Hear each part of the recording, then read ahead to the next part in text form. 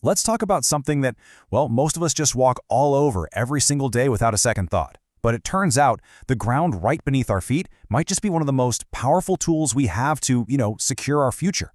So I want to kick this whole thing off with a pretty huge question. What if, and really think about this, what if a major solution to climate change was literally right under our feet? It's a fascinating thought, and honestly, the science behind it is even more incredible. Okay, so to really get the solution, we first have to look the problem square in the face. We're all living in our climate's new normal, right? A reality that's all about more and more extreme, unpredictable weather. I mean, from these insane heat waves and droughts that just don't quit to those sudden catastrophic floods, these aren't just news headlines anymore. They're hitting communities, they're affecting our farms, and they're messing with our planet's stability. The stakes are, well, they're incredibly high. But here's where the story takes a turn. We're going to pivot from the problem to a potential hero, a seriously unsung hero that we've just misunderstood for way too long. It is absolutely time to rethink what we all call dirt. And this gets right to the heart of the matter. We tend to think of dirt as this dead, messy stuff you wash off your hands, right? But healthy soil, that is something else entirely. It's a living, breathing ecosystem. It's not a problem, it's a powerful solution. It's a massive, living carbon sink. And get ready for this number because it is an absolute showstopper. 3 times. The world's soils hold more than triple the amount of carbon that's currently floating around in our entire atmosphere. I mean, just let that sink in for a second. That just shows you the sheer scale, the potential power we're talking about here. It's huge. So how does it actually work? Well, you can think of healthy soil as having 2 distinct but totally related superpowers that it uses to fight for the planet. Let's break them down. Okay, superpower number 1. It's a carbon sponge. So, through photosynthesis, plants are constantly pulling CO2 out of the air. That carbon then becomes part of the soil's organic matter. And a healthy soil doesn't just hold on to this carbon, it actively pulls in more, directly fighting climate change. And then there's superpower number 2, the water sponge.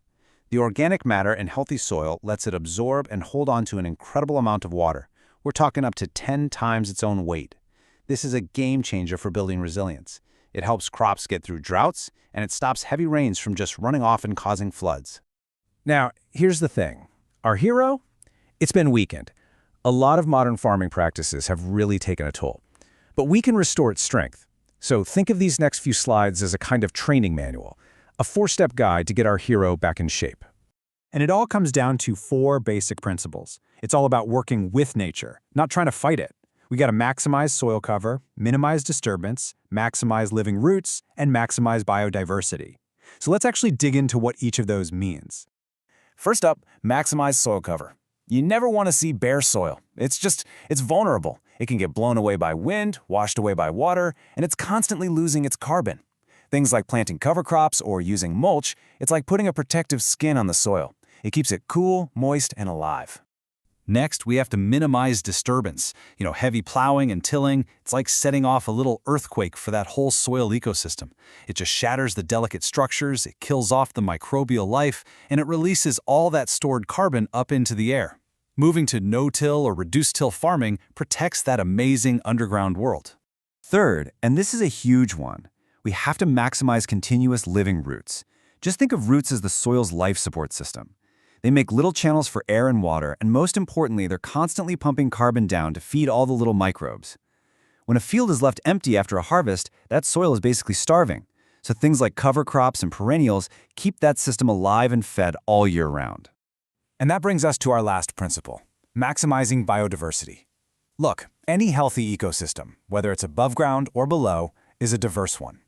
Rotating different crops, bringing in livestock, planting mixes of different species. It all creates a stronger, more resilient system that's better at cycling nutrients and fighting off pests all on its own. So what does all this add up to? What's the big picture? It's not just about climate. This is fundamentally about building a sustainable future. It's about making sure we can feed ourselves for generations to come. And this is exactly why this should matter to every single one of us. Healthy soil is simply more fertile soil.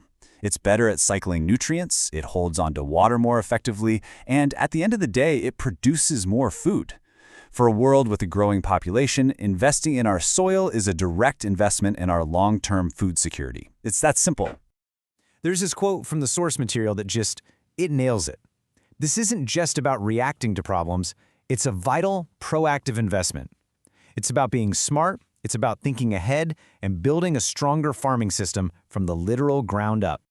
So let's end this right back where we began, with a question. We now know that soil is so much more than just dirt. It's the living foundation of our planet. So the real question for all of us is, what kind of future are we going to choose to build on it? Thanks for tuning in.